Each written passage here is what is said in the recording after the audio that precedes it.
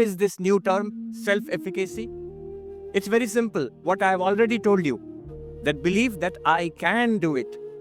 It is possible for me to do it. If I try, I can succeed. This belief. You say it is very simple. What is so great about it? It's a great thing. About 40, 50 years back in 60s, around 1960s, there was a psychologist in USA, Professor Albert Bandura, Bandura, Albert Bandura.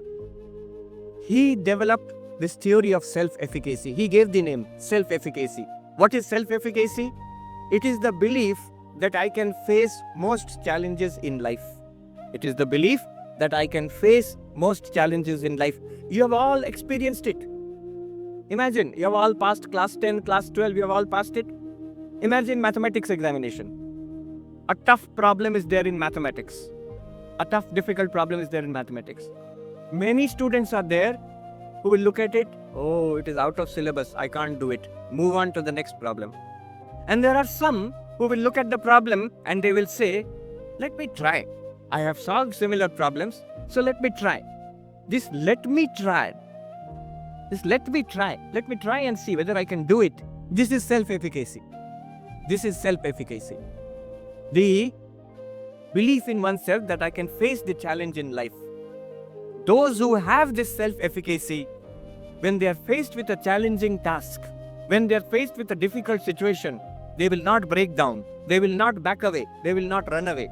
They will try to do something.